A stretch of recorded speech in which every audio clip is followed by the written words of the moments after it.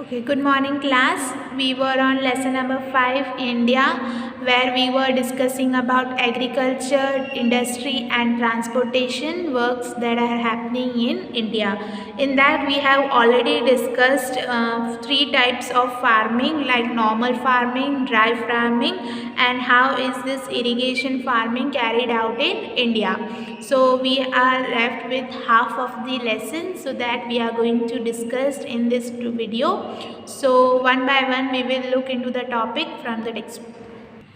Okay, we have already discussed tree farming. Now the fourth one is plantation, where certain crops are grown in the garden method. मतलब garden वे में उनको grow करा जाता है, उन्हें इनकी देखभाल garden के जैसे करी जाती है. It is called as plantation, and it includes tea plantation, coffee plantation, orchids, or vegetables and cotton plums. These are the plants that are grown as plantations. So the first one is tea. So tea is grown on the slopes of mountains. Mountains की slopy areas में trees tea को grow किया जाता है, जहाँ पे forest are cleared, और जो water logging near the roots of the tea plant is harmful for the plantation. तो जो tea plants के roots के पास जो waters की लॉगिंग होती है वो ट्री प्लांट्स के प्लांटेशन के लिए हार्मफुल होता है. That is why it is grown in the mountain slopes. इसलिए उसे स्लोपी एरिया मतलब थोड़ी स्लांट एरियाज में ग्रो किया जाता है, ताकि वो जो वाटर है वो प्लांट के रूट्स पे स्टोर हो नहीं सके, वो स्लोप पे से फ्लो होकर चला जाए. तो T is among all the states that produces T, Assam produces maximum T. और आसाम के अलावा टी वेस्ट बंगाल, केरला, कर्नाटका और तमिलनाडु में ग्रो करता है. और जो इंडिया, हमारा कंट्री इंडिया है, वो एक लीडिंग प्रोड्यूसर है टी का in the entire world.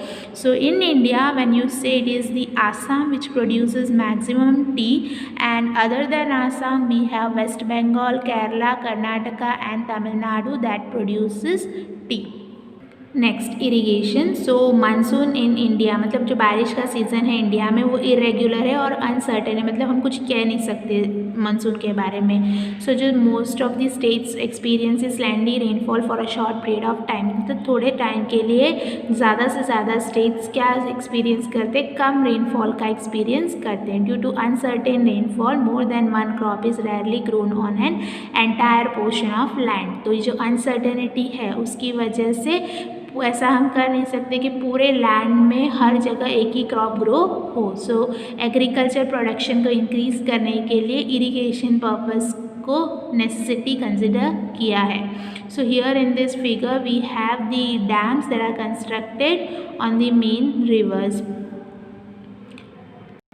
Okay, we have already discussed about the agriculture. Now we will discuss industries. So industries को हमने 3 टाइप्स में डिवाइड किया है. किसके बेसिस पर? इन्वेस्टमेंट्स, जो नंबर ऑफ एम्प्लॉयज़ हैं, और क्वांटिटी ऑफ प्रोडक्शन, कितनी क्वांटिटी में चीज़ें प्रोड्यूस हो रही हैं. तो the first one is cottage industry, when people make things at home in which the investment is very low, like incense sticks, papad, furniture, pickle etcetera is called cottage industry. मतलब घर में ही जब लोग चीज़ें बनाते हैं, जहाँ पे इन्वेस्टमेंट मतलब जब शुरुआत में जो पैसे डालने होते हैं वो बहुत कम होते हैं. जैसे हम अगरबत्ती बना रहे हैं, पापड़ बना रहे हैं, कोई फर्नीचर बना रहा है, कोई अचार बना रहा है, ये सब क्या है? Cottage industry. Next we have small scale industry. तो स्मॉल स्केल इंडस्ट्री में फैक्ट्रीज बोल सकते हो आप. कोई मशीनरी है, कोई मशीनरी से काम कर रहा है, कुछ वर्कर्स हैं, जहाँ पे इन्वेस्टमेंट कॉटेज इंडस्ट्री से तो ज़्यादा है, पर हम ऐसा नहीं बोल सकते कि हाँ बहुत ज़्यादा इन्वेस्टमेंट उस इंडस्ट्री में है. जैसे स्मॉल स्केल इंडस्ट्री, कोई टॉय बना रहा है, कोई TV repairing, refrigerator, plastic items बना रहा है, तो ये सब स्मॉल स्केल इंडस्ट्रीज़ में इंक्लूड.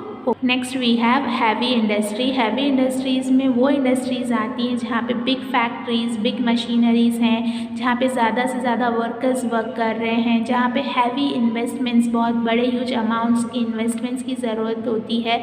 हम उसे हैवी इंडस्ट्री बोल सकते हैं. जैसे आयरन एंड स्टील प्लांट है, या मोटर कार बना रहा है, कोई सीमेंट फैक्ट्री है, ये सब हैवी इंडस्ट्रीज़ में आएगा. And here in this map we have different places where the famous different industries work in our country. तो यहाँ पे कॉटन क्लोथ्स की industry, iron steel, woollen textiles, cement, paper, jute, sugar, petrochemicals, chemical fertilisers, इन सब की different industries different states में work कर रही हैं। यहाँ पे सिंबल्स दिए हुए हैं, उस सिंबल के हिसाब से यहाँ पे प्लेसेस मेंशन है। अब जैसे कि सीमेंट के लिए ग्रेट ट्रायंगल है हियर इन भरतवाती, Karnataka, Visakhapatnam. We have different places where cement factory is there. You can see Ahmedabad also holds a cement factory. So here we have the industries and the places are mentioned in the map with the help of symbols.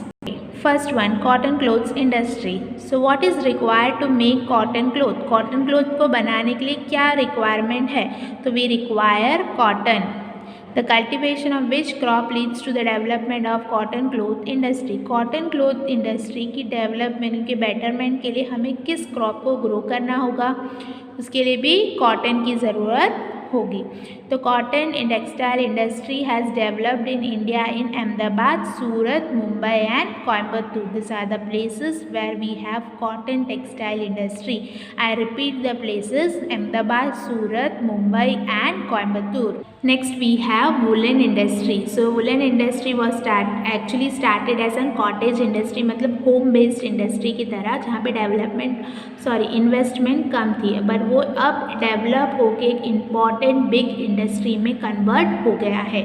जिसे पंजाब में Ludhiana, main centre Ludhiana, Maharashtra है, गुजरात में जामनगर, अहमदाबाद में है, और Haryana. This are the places where we have woollen industries. Then we have sugar industry, which crop is required to prepare sugar. Sugar prepare करने के लिए we need sugar cane juice, जिसके लिए हमें शुगर केन का प्रोडक्शन इंक्रीज करना होगा। Because to make sugar we need sugar cane juice. और शुगर इंडस्ट्री की मेनली डेवलप हुई है उत्तर प्रदेश, महाराष्ट्र, गुजरात, आंध्र प्रदेश, कर्नाटका और Tamil Nadu. This are the states which produce sugar, which has sugar industry. Like place, I repeat the name of the states: Uttar Pradesh, Maharashtra, Gujarat, Andhra Pradesh, Karnataka and Tamil Nadu. And our country India is the leading producer of sugarcane, and sugarcane is required to make sugar. So if you want sugar industry, then you would require sugarcane as a raw material. Next we have cement industry. So for cement industry we need limestone, मतलब चूना. Where is cement used? Cement is usually used for construction of house, घर बनाते time, bridges बनाते time, dams, roads, इन सब के construction work में we use cement. और अभी जो recent years है उसमें cement industry इंडिया में rapidly develop हुई है, मतलब बहुत ज़्यादा जगहों पे सीमेंट इंडस्ट्रीज डेवलप हुई है, जैसे Gujarat, Madhya Pradesh, Bihar, Andhra Pradesh, Karnataka, Tamil Nadu, Telangana. This all places are known for cement industry. Next we have paper industry. So paper को हम डेली यूजेस में यूज़ करते हैं, हर पर्सन यूज़ करता है. इन इंडिया जो पेपर मिल्स हैं वो वेस्ट बंगाल, उत्तर प्रदेश, महाराष्ट्र, तमिलनाडु, गुजरात में developed है. And paper is used for in newspapers is made in Nepanagar, Madhya Pradesh. और जो करेंसी के नोट के पेपर है वो होशंगाबाद और देवस में बनाए जाते हैं. Next is iron steel industry. तो एक small nails to huge machinery, चाहे वो छोटा सा कील हो या फिर बड़ी बड़ी मशीनरीज हो, एंड द स्पेयर, उनके जो स्पेयर पार्ट्स, उनके पार्ट्स को फॉर्म करना हो, इन सब के मेकिंग में we require iron and steel industry. तो जो iron and steel industry India में है वो भिलाई मध्य प्रदेश में है, बोकारो बिहार में, भद्रावती कर्नाटका, जमशेदपुर झारखंड, यानी ये सब famous iron and steel industries हैं, जिसमें जमशेदजी टाटा को father of iron and steel industry consider किया गया है. तो जूट इंडस्ट्री में जूट क्लोथ्स होते हैं, बैग्स फॉर्म होते हैं, जूट बैग्स होते हैं जिसे जूट फाइबर से फॉर्म किया जाता है, यानी गनी बैग्स हो, जूट बैग्स की रिक्वायरमेंट्स रिड्यूस हो गई हैं. In that place we use artificial fibres, जो नेचुरल वे से नहीं है, ऐसे फाइबर से बने हुए बैग्स की डिमांड्स इंक्रीज़ हो गई है. फिर भी हम जूट इंडस्ट्री को टीटागढ़, सेल्धा, हावड़ा, कोलकाता ऐसे प्लेसेस में जूट इंडस्ट्रीज प्रेजेंट है। नेक्स्ट इज पेट्रोकेमिकल इंडस्ट्रीज, जो मिनरल ऑयल्स एक्सट्रैक्ट होते हैं अर्थ के इंटीरियर पार्ट से। देयर आर मैनी कंपोनेंट्स जो मिनरल ऑयल्स में उस डिफरेंट कंपोनेंट्स को सेपरेट करके प्योरीफाई करके कैरोसिन, डीजल, पेट्रोल, टार, कोल ये सब उसके फॉर्म से सेपरेट हो सकते हैं। तो इंडस्ट्रीज जो है मेन इंडस्ट्री से कैरोसिन्स फॉर्म होती है, डीजल, पेट्रोल, टार, कोल ये सब बनाने वाली इंडस्ट्रीज मेनली डिपेंडेंट होती है किस पे, पेट्रोकेमिकल्स पे, मिनरल ऑयल्स पे। तो वो इन सारी इंडस्ट्रीज़ डिपेंडेंट है मिनरल ऑयल पे। और जो रिफाइनरीज प्रेजेंट है वडोदरा, जामनगर, मुंबई, विशाखापट्टनम, चेन्नई में, जो मिनरल ऑयल को प्योरीफाई कर ये सारे कंपोनेंट्स उसमें से सेपरेट करती है। The dyeing and pharmaceutical industries हैं, ये सब पेट्रोकेमिकल इंडस्ट्री में आते हैं। केमिकल्स हैं, सोडा ऐश, पेट्रोकेमिकल्स, ये सब डाइंग और फार्मास्यूटिकल इंडस्ट्रीज़ में फॉर्म होती है। केमिकल फर्टिलाइजर्स जो एग्रीकल्चर में आजकल यूज़ होते हैं सॉइल की फर्टिलिटी को इंक्रीज़ करने के लिए। फिर केमिकल फर्टिलाइज़र फैक्ट्रीज जो कालोल, वडोदरा, सिद्धि, मुंबई, गोरखपुर, गुड़गापुर, all places have chemical fertilisers की फैक्ट्री। और यहाँ पे हमने देखा इंडस्ट्री डेवलप्ड ऑन एग्रीकल्चर, जो इंडस्ट्रीज़ जहाँ पे रॉ मटेरियल डायरेक्ट एग्रीकल्चर से चाहिए, जैसे कि cotton, jute, sugar, edible oil, bidi, ये सब एग्रीकल्चर से लिए हुए प्रोडक्ट से इंडस्ट्रीज़ डेवलप हुई हैं। तो जो मिनरल्स से डेवलप होने वाले cement industry, iron and steel, petrochemicals जो व्हीकल है, नॉन कार्बोनिक केमिकल्स, ये सब इंडस्ट्रीज़ डेवलप्ड हैं फ्रॉम दी मिनरल ऑयल्स। और जो फॉरेस्ट पे से डेवलप हुई इंडस्ट्री है, पेपर, फर्नीचर, यानी कोई भी इंस्ट्रूमेंट्स जैसे म्यूज़िकल इंस्ट्रूमेंट्स है, आयुर्वेदिक मेडिसिन है, ये सब के रॉ मटेरियल्स हमें फॉरेस्ट से मिलते हैं। तो जो रॉ मटेरियल जिससे वो इंडस्ट्री चलती है, तो एग्रीकल्चर से मिलने वाली इंडस्ट्री आपको फर्स्ट टेबल के फर्स्ट कॉलम से मिल जाएगी। जो मिनरल से डिपेंडेंट होने वाली इंडस्ट्री है ये सेकेंड मिडल वाली, और जो फॉरेस्ट से चीज़ें आकर इंडस्ट्री डेवलप हुई है वो थर्ड वाला row. Last topic is transportation in India. तो रोड्स और ट्रांसपोर्टेशंस को are not only use by man to transport goods from one place to another, पर also to bring the people nearer to each other. तो यानी सिर्फ चीज़ों को transport करने के लिए एक प्लेस से दूसरे प्लेस, उसके लिए ही हम रोड और ट्रांसपोर्टेशन का यूज़ नहीं कर सकते। लोगों को एक दूसरे के पास लाने के लिए भी, to bring the people nearer to each other we use transportation and roads. वो जो नेशन की यूनिटी है उसे इंक्रीज़ करती है, उसे प्रमोट करती है। We have roadways, airways, railways, waterways in India, in which different ways we can do trading, we can export things to different part of the world, जिसमें हम we also have ropeways, pipelines are used to transport liquids। हम pipelines का भी use करते हैं liquids को transport करने के लिए, और ropeways भी हैं जो towards the end of this lesson we are going to discuss about the ropeways that are present in different part of India and even in our Gujarat. So the first one is roadways, which is a unique feature of our nation, जिसे बहुत ज़्यादा beneficial consider किया है। जो villages roads जब construct होते हैं तो विलेजेस को एक दूसरे विलेज से कनेक्ट करता है, ट्रांसपोर्टेशन की फैसिलिटीज़ को प्रोवाइड करता है, और इंडिया का जो रोड वेब है वो एक बिगेस्ट रोड वेब है in all the other parts of the world. So in our country we have some 4 types of roadways like village road, district road, state highway and national highway.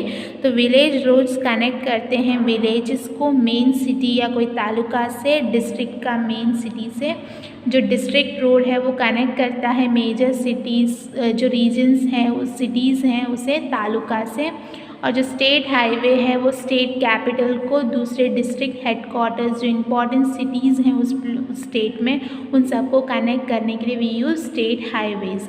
और national highways जो है एक important highway है जो एक state को दूसरे state से कनेक्ट करता है। It connects one state with another main cities, administrative headquarters जो होते हैं उन सबको कनेक्ट करने के लिए वी यूज़ नेशनल हाईवेज, और 50 national highways, there are some approximate 50 national highways that are present in our country.